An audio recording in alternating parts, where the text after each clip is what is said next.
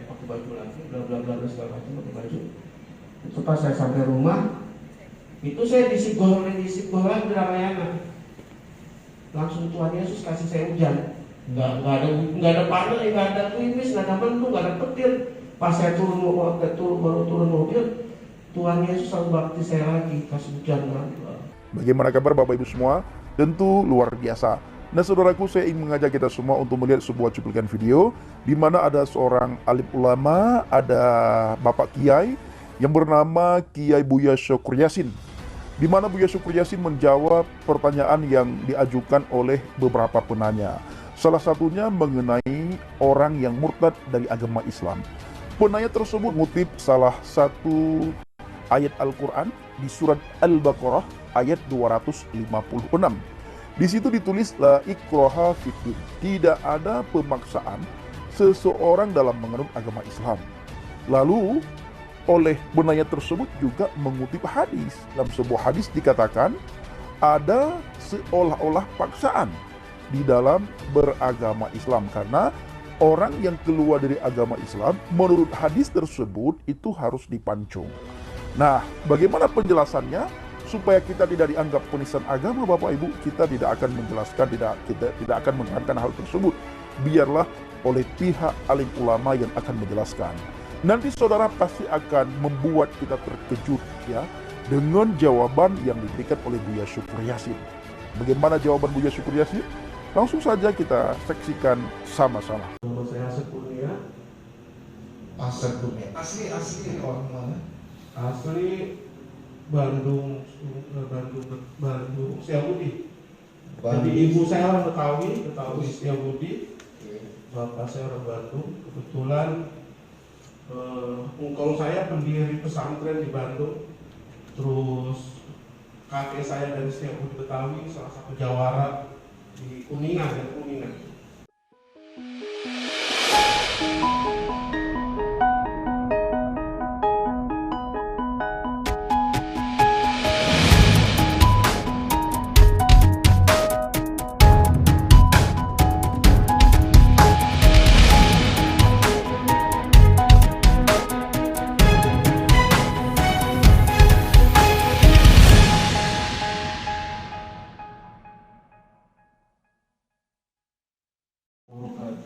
Waalaikumsalam.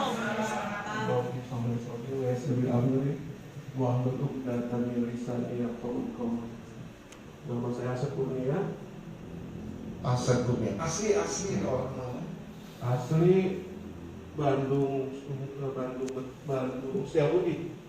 Jadi ibu saya orang Betawi Setiabudi. Bapak saya orang Bandung. Kebetulan engkong saya pendiri pesantren di Bandung. Terus kakek saya dari Setiabudi Betawi, salah satu jawara di Kuningan. Haji Amdani. Berarti dari garis keturunan tidak ada yang Kristen? Nggak ada. Oke. Ya, jadi pengenalannya dari nama dan keluarganya cukup jelas ya. Dan kita akan bertanya kembali Pak Asep. Iya. Apa sih yang mendorong Pak Asep ini pertama-tama bisa mengenal tentang keselamatan di dalam Syabas?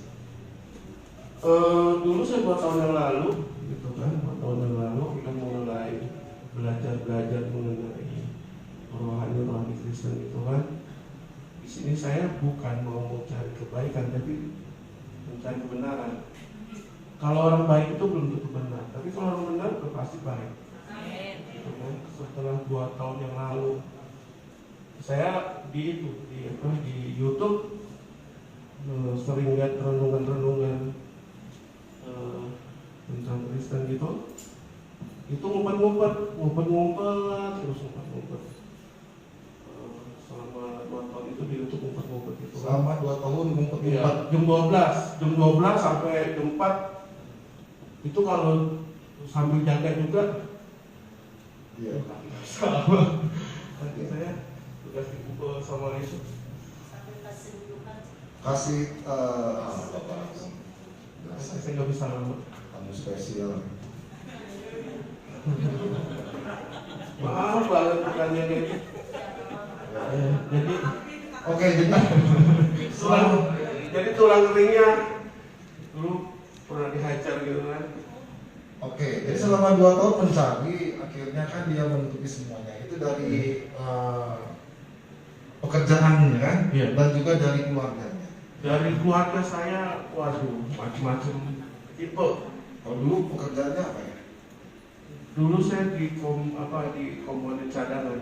Oh, oke. Setelah itu saya bekerja sebagai security di salah satu komplek di daerah sana, Oke. daerah Tangerang. Jadi dari dia security, Iya. terus juga keluarga, nah ini yang menjadi sesuatu bagaimana dia di dalam hal ini ya akan bertentangan pastinya.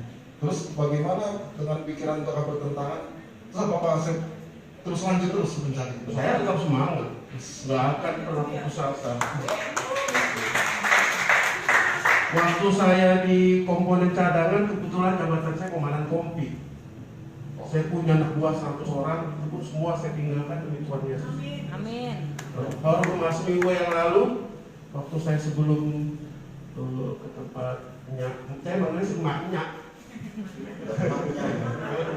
Mak itu di mana aja. Oke, jadi gini, pas selama 2 tahun mencari itu terus ada yang satu yang melayani atau satu yang menerima Iya. atau menelepon di salah satu ini ya di Oh iya, waktu itu YouTube. saya waktu masuk dari Muslim ke Kristen ini nggak ada yang ngajak, nggak ada yang iming-iming, lu dikasih ini, kasih itu, bla bla bla semacam. Ada yang bilang, wah rumah saya masuk Kristen paling lu pengen kaya, kenapa? Ih kata siapa? Mak gua kontrakan 10 kok. Ya, ngapain tuh karena kita juga nggak kerja pun kontrakan gua ada 10, ngapain kan terus pakai pindah-pindah ke Kristen. Asli Betawi kan banyak kontrak. Karena saya kusuran, Betawi kan kusuran. Gitu kan, orang bapak saya haji, ibu saya haji, apalagi bapak saya kan tentara kan. Oke, pasti kan pas saya mencari kebenaran dan mencari satu di sarannya YouTube, Iya. pasti menghubungi salah Ya, satu di situ. saya ketemu waktu itu di CBN, gitu kan. Saya sering lihat CBN, Cahaya itu, dia pada negeri. Teraya bagi muda. Cahaya bagi negeri itu rutin tuh. Saya tiap malam CBN tiap malam. Mata renungan tentang Kristen. Itu yang pertama kali telepon saya pada saat itu Ibu Pendeta Eka.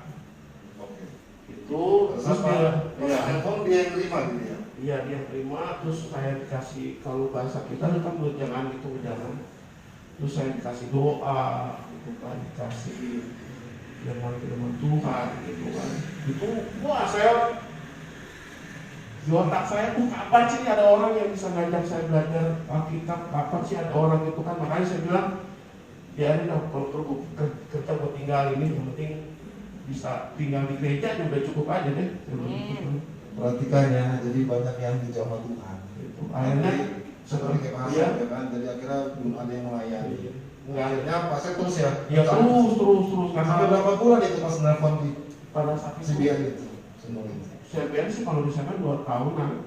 Tapi Terus? mulai berani WhatsApp ke CBN, saya bilang, iya saya kan muslim kan, saya bilang, Assalamualaikum warahmatullahi wabarakatuh, Bu, Pak, gitu kan. Saya ini muslim, saya muslim. Bisa ada yang nolong saya nggak, saya mau pindah ke Kristen gitu kan. Banyak itu komentar, gitu kan. Pasti ada komentarnya. Ya, banyak sih yang komentar yang enak-enak, cuman kalau CBN Oh, yang di luar yang gak enak. Yang di luar gak enak kalau marah di CBN enak pun.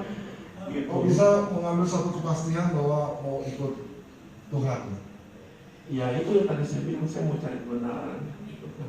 Kalau cuma cari keadilan, kayaknya waktu saya dulu nggak pernah adil sih. Ya kan. Justru setelah saya dapat kebenaran itu, wah saya tambah gigit, tambah mantap. Saya nggak banyak terima kasih buat Bapak Pendeta Eko Nawanto di Bekasi. Dia nggak berhenti kasih saya bantu doa. Walaupun dia jauh gitu kan dari Bekasi, terus kasih saya spirit, kasih saya semangat. Itu kan kalau Bapak Pendeta Eko Nawanto mendengar saya, walaupun saya belum pernah ketemu orangnya secara tatap muka, tapi saya yakin, di hati saya banyak banget.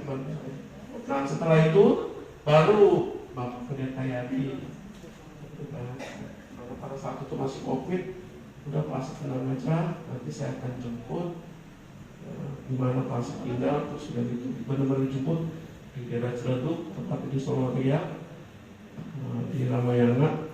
Nah, Ya. Waktu itu memang kita ketemuan sama Pastor dan dia memang sudah mencari Tuhan. iya. Tapi wilayah kami dan wilayah Pastor kan jauh. Jauh, saya di Tangerang, Pak Yadi di Depok. Karena dari CBN Sunan juga kan Pak Iqbanto bisa tolongin nggak untuk di wilayah Ciledug jauh gitu. Kita siap aja. Satu jiwa berharga kita bantu.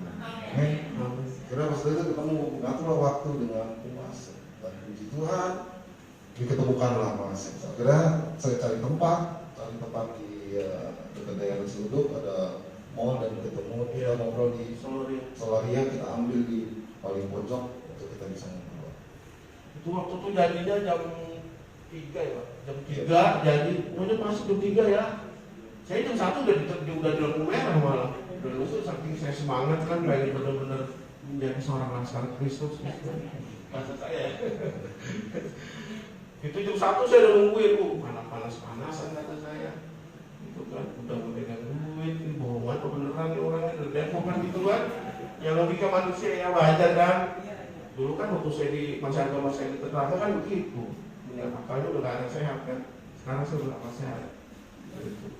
Ada logika bener nggak nih Pak? Kita ketemuan ya. Iya di Depok bener nggak nih nyampe. Lagi kurang ternyata pas saya WA, saya di Ramayana nih pas saya. Wih, Ramayana. Langsung itu perbuatan saya tombol sampai polisi. Saya udah amat. Terus saya bablas aja. Saya berhenti gak percuma motor saya nggak ada STNK-nya. Dan terus bermasalah kan, mendingan saya bablas aja udah. Gitu sampai sekarang motornya masih ada. Saya juga terima kasih juga buat Bapak Kolonel Yudi gitu kan di Tangerang sana udah banyak bantu saya gitu kan. Ya, akhirnya kita ketemuan dan berita Injil kita sampaikan. Iya. Nah, setelah saya dibaptis di Karawaci, Dan akhirnya si Pastor ini ya dengan mulut mengaku dan hati percaya bahwa Yesus Tuhan dan Juru Selamat. amin. Itu dan hari itu juga Saya dia kasih juga kasih kabar ke untuk ini dan disempurnakan dalam baptisan. Ya, akhirnya kita cari baptisan itu dan cuman di Karawaci apartemen bisa pakai di situ. Dan Pak Asep belum, cepet banget. Dan Pak Asep semua sudah, ya. Dan akhirnya pada hari itu juga pada saat sudah dia disikgo, ya kan, dia dibaptis. Akhirnya apa dia kabarkan kepada? Iya, saya hampir setengah jam tuh sampai setengah jam lah ya, setengah jam. Saya nongkrong dulu tuh, kata si kamar mandi kayak kamar saya tuh bagus banget gitu kan. Nongkrong aja kamar mandi gitu ya namanya, udah kawin orang kan. Nongkrong lama tuh saya WA sama istri tuh, WA istri gitu kan. Panjang lebar WA, kok nggak dibalas-balas gitu kan istri saya kalau saya udah jadi seorang Kristen gitu kan, saya WA. Saya telepon, jawabnya cuma dikit, oh maha doang. Oh udah. Ya udah, dia bilang, ya ampun ya orang. Jawabnya kayak banget. Ternyata apa? Ternyata napasnya dia udah mulai sakit gitu kan. Setelah saya ya udah kemudian ada jawaban kan, saya pakai baju lagi, bla bla bla segala macam pakai baju. Itu pas saya sampai rumah, itu saya disibol lagi di Ramayana. Langsung Tuhan Yesus kasih saya hujan. Nggak ada panel, nggak ada klimis, nggak ada mendung, nggak ada petir.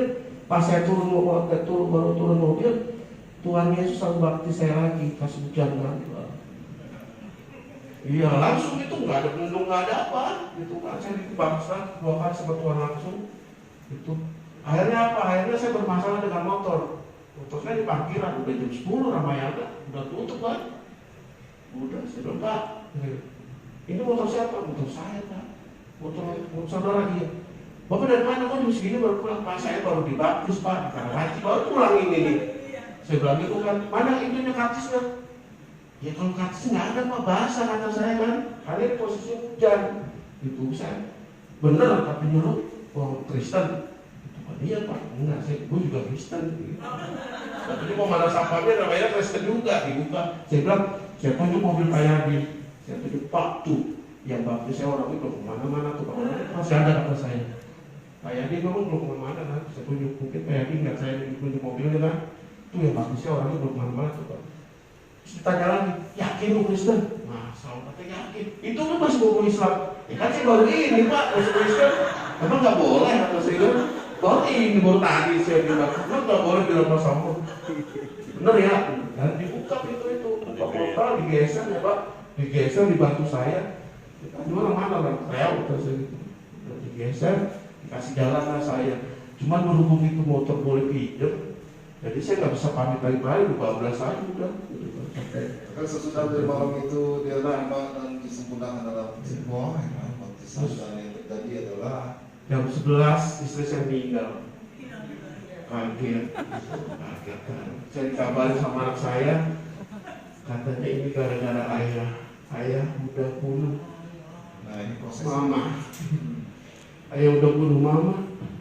Saya bilang, kok kakak tahu? Kenapa kok kakak bisa ngomong kayak gitu kalau ayah sama bunuh? Ini kakak lihat WA ayah banyak. Itu kan kalau ayah udah masuk Kristen, udah jadi kafir, gitu kan, udah murtad. Percuma ya, ayah ini sudah dua kali umroh, gitu kan. Percuma ayah dulu udah pernah pegang aswad kan, udah sampai ke Mekah, ngapain? Tujuan ayah ngapain masuk Kristen? Gitu kan. Ya saya nggak bisa ngomong, anak yang ngomong masa 10, nggak mungkin kan, kalau anak sebentar-bentar. Akhirnya saya tanpa banyak pikir, berangkatlah saya ke Serpong. Kebetulan di sekitar Serpong kan, saya berangkat ke Serpong. Di sana sambutannya udah nggak pakai mulut. Sambutan saya sampai di Serpong, sambutannya pakai golok. Hampir dibacok saya. Katanya, di sini ngomong binatang nggak boleh? Nggak boleh. Tanya dulu. Katanya, anuan. kata-kata ini. Iya, bahasa binatang. Ya begitulah kalau bertanya ngomong. Suwe banget tuh katanya. Coba ngapain lu katanya pakai, emang lu kurang ada?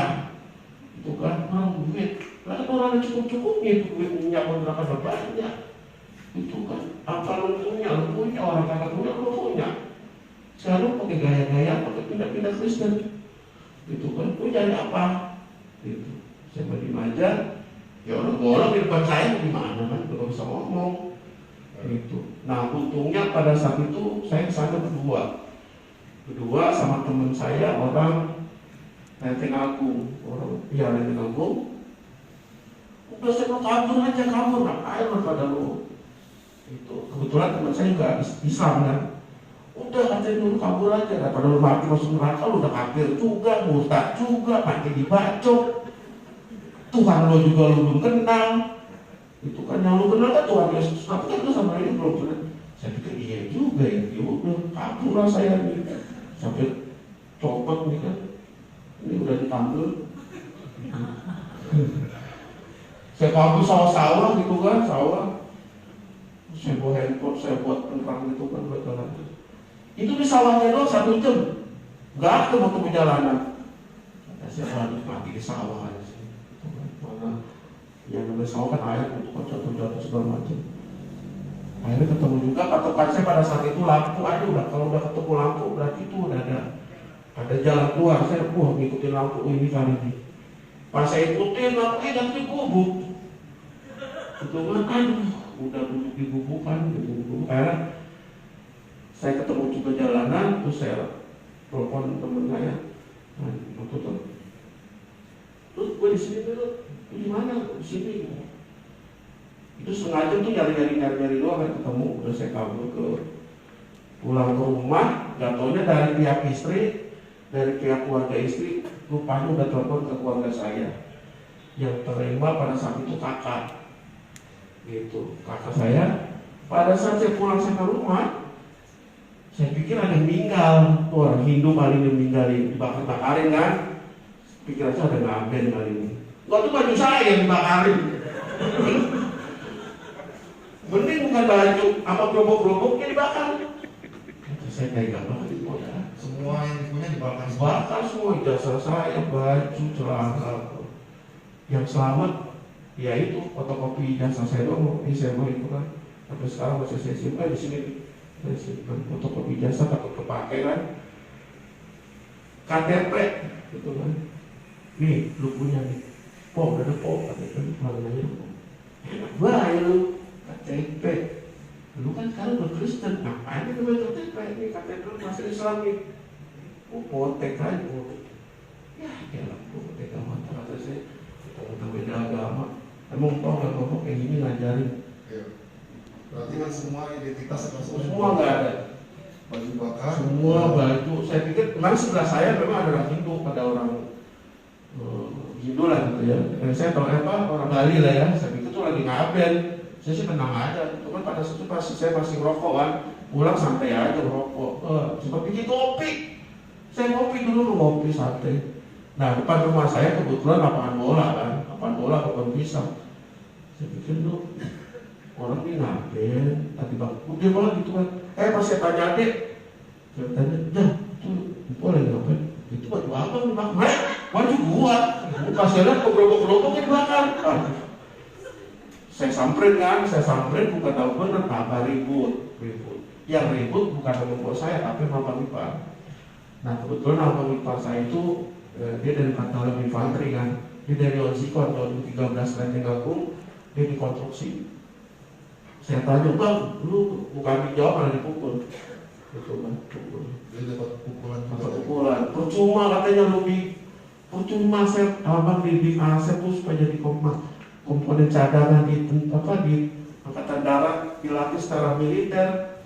Oh jadi balasannya kayak gini gitu kan. Apa ngajarin aset tentang disiplin, tentang apa? Ternyata balasan kayak gini. Gitu. Cuman dia pegang sangkur, cuman dia nggak berani ini, cuman pegang sangkur loh. Di situ saya udah pasrah kan, ya udahlah, paling mati juga paling neraka kali, orang udah kafir, gitu kan. Belum sangka lagi saya pertemuan kan, karena saya belum ketemu sama Pak Yadi gitu kan. Ya, mati lah, dari soal juga mau mati, di sini juga mau mati. Nah, di situ akhirnya saya diusir. Saya pikir saya udah gak ada apa-apa, udah itu saya udah ngantung liar sampai saya tubuh kulit. Ini selama saya di situ saya udah gak mandi. Saya nggak mandi tidur di emperan, di toko, terus kadang-kadang di pom bensin. Ya bajunya apa yang saya pakai, senempel-nempelnya aku udah mandi keringat. Kalau mau makan nyari orang hajatan dulu. Gitu. Kalau ada janur bukan ada hajatan, berarti ada makanan. Gitu. Saya ngarepin orang hajatan kan kalau di Kreo itu kan banyak yang hajatan kan. Gitu. Jadi sisa-sisa makanan saya makan. Gitu. Makanya kontak-kontak di jalanan juga ya? Iya udah, kok gini amat ya. Ternyata kita mengatakan ini memang ya begini kalau mau mikro sawit ya Pak, mikro sawit iya mikro sawit itu harus begini. Tapi ini belum seberapa gitu kan. Mereka masih tetap pertahankan. Iya, saya masih tetap semangat. Kalau Asep baru ngeluarin keringat, Tuhan Yesus dulu ngeluarin darah betul. Saya di situ makin malah saya ngawanya apa bisa ngedepok bisa sekolah Injil gitu kan. Saya bilangnya sekolah penginjilan kan gitu. Saya kalau di mana-mana nggak punya sekolah penginjilan. Bagus sih. Saya belajar Alkitab di Padepokan Robata namanya. Itu akhirnya saya ketemu sama Pak Yadi. Puji Tuhan. Istri yang tadinya badan saya nggak keurus, sekarang terurus gitu kan. Terus ya kalau masih bisa bilang alhamdulillah ya alhamdulillah saya gitu kan. Jadi pas datang ke kita juga, jadi Pak Asep sudah melepaskan haknya. Iya. Dan sepenuhnya dia ikut Yesus. 2 kali saya dapat kerjaan, dua-duanya saya tolak karena saya nggak nyari dunia. Iya. Nyari dunia. Jadi sampai saat ini Pak Asep juga sudah terima nama siksaan fisik juga. Iya. Ya, dan juga sempat mau diajak lagi untuk kembali lagi. Iya. Sampai saya dipukul dan sampai dikasih uang juga. Dikasih uang tapi saya tolak. Tapi sampai saat ini ya Pak Asep tetap ada. Waktu itu saya belajar sama Pak Yadi, itu ada kata-kata 2 kalimat syahadat. Saya suruh baca, coba Pak baca, saya nggak berani Pak. Emang kenapa Pak? Kalau itu saya baca, nanti saya Islam lagi. Ya enggak kali nanti itu kalau 2 kalimat syahadat dibaca, saya bilang nanti saya Islam lagi. Enggak apa-apa ya, berarti kan saksi. Makanya pada saat saya ditangkap di salah satu masjid terbesar di Jakarta tuh di daerah Blok M, gitu kan. Saya suruh baca itu, makanya saya nggak berani. Karena saya nggak berani, terus sempat saya debat juga sama salah satu habib guru saya gitu kan. Dihajar saya pakai tangan kanan, ditawarin uang 4 juta gitu kan. Terus sama dijanji kendaraan juga. Jadi saya bilang saya tuh nggak percaya akan janji-janji manusia. Dulu waktu saya di agama saya itu dengan habib itu kebanyakan janji-janji manusia. Tapi kalau di Kristen itu yang janji bukan manusia lagi, tapi Tuhan. Makanya saya percaya apapun yang orang ini sampai dibongong, dipukul itu, pas saya balik lagi ke Depok, kata Pak Yani, kamu sakit gigi Pak Asep? Enggak, kata saya sakit gigi ayam daging masuk. Itu kan harus dipukul, bongkar. Oke, jadi sampai saat ini ya Pak Asep ada bersama kita karena kebaikan Tuhan. Amin. Dan segala melewati segalanya, fisik juga, terus juga janji-janji Penjara, pernah di penjara juga saya. Dia pernah di penjara dan akhirnya dia sampai saat ini tetap teguh mempertahankan iman dan sampai saat ini masih tetap belajar. Makanya dalam saya kebenaran Injil. bukan nggak sopan. Ini tulang kering saya mau Oke. digebuk pakai pentungan karet. Ya, itu saja yang bisa kita saksikan. Ya, doakan supaya Pak Asep tetap terus kuat di dalam hidup dan imannya. Amin. Tuhan Yesus memberkati. Saya juga di sini mau banyak-banyak ucapin terima kasih buat Kesaksian Nanya, Pak Asep. terus Pak Yani, Pak Pendeta Novanto, Pak Nur Alam, Menerima terima kasih Tuhan juga, Yesus. ada Om Beni, ada Ibu Irma, makasih banget. Terus buat yang lain-lain juga, gitu kan. Saya nggak bisa panjang lebar. Ya inilah kesaksian saya, kalau ada Banyak kekurangan, masalah ada persoalan kendala saya, dihadapi, kalau tapi ada yang tetap bermanfaat, ada kalian tidak bertahan bersama dengan Topik Tuhan saya Yesus. Assalamualaikum